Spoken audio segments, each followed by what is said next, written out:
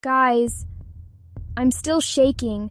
I can't even hold my coffee steady right now, and this all went down literally yesterday.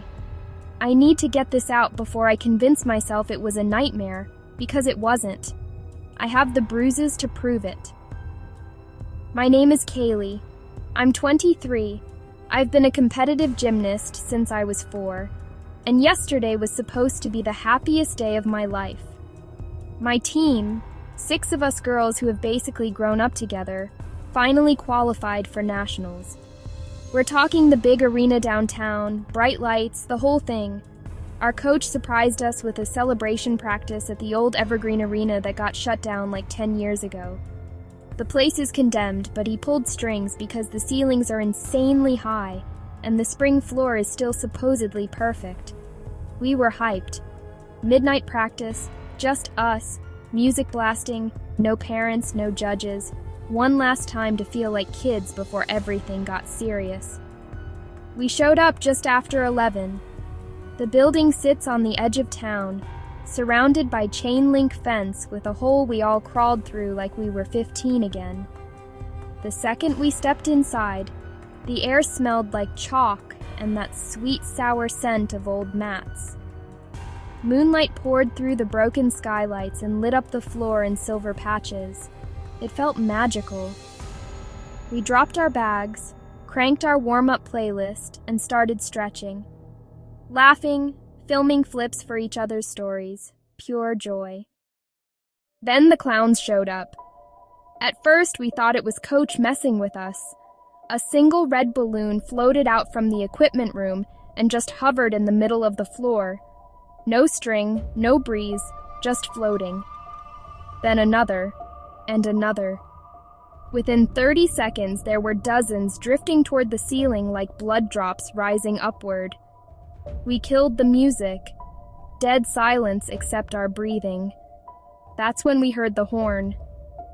You know that old-timey clown horn?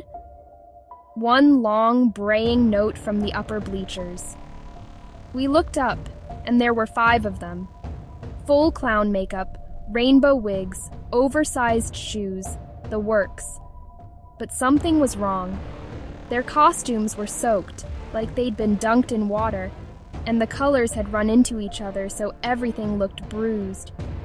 Purple streaks down white faces, red smiles bleeding into black eyes. They didn't wave. They didn't laugh. They just stared. Coach wasn't with us yet. He'd texted he was running late, so it was just the 6 of us on the floor. My best friend Riley whispered, "Senior prank, right?" We wanted to believe that. Then the lights snapped on, not the normal gym lights. These were old-fashioned spotlights that hadn't worked in years, the kind that follow performers. One by one, they locked onto each of us, blinding white circles we couldn't escape. The clowns started descending the bleachers, not walking, sliding, feet never touching the steps, just gliding down like they were on invisible rails. Their shoes squeaked with every invisible footfall. Squeak, squeak, squeak, getting louder, faster. We bolted for the side exit.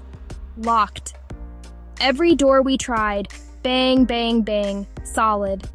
The emergency bar wouldn't even budge. That's when the music started. Not our playlist. Circus music, warped and skipping, blasting from speakers that had been dead for a decade. Underneath it, you could hear children laughing, but the laughs stretched too long, like someone hitting slow motion on a scream.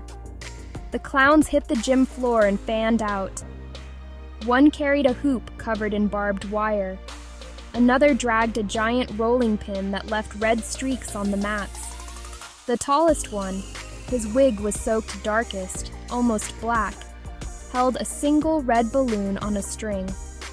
He let it go, and instead of floating up, it dropped straight down like it was filled with lead and hovered right in front of me at eye level.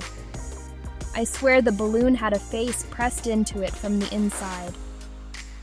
A little girl, mouth open like she was screaming, but no sound came out.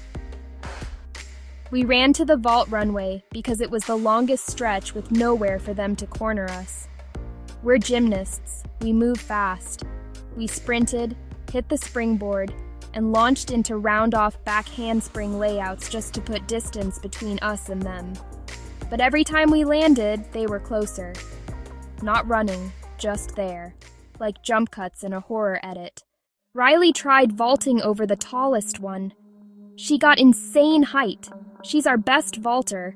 But mid-air, he reached up with one impossibly long arm and caught her ankle. She slammed to the mat so hard the air left her lungs in this awful whoosh. When we dragged her back, her ankle was turned the wrong way, bone poking through the skin. That's when the spotlight started spinning, colors bleeding red, green, blue, strobing so fast we couldn't see straight. The clowns disappeared and reappeared closer every flash. 1 second, 20 feet away, next flash right in our faces. Their makeup was running worse now, revealing gray skin underneath, like they'd been underwater for years. We made it to the uneven bars and climbed as high as we could.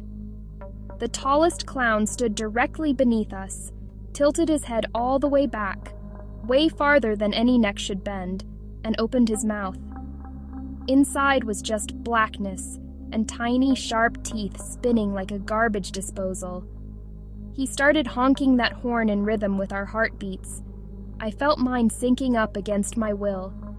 Then the bars started shaking, not like someone pushing them, like the metal itself was alive and trying to throw us off.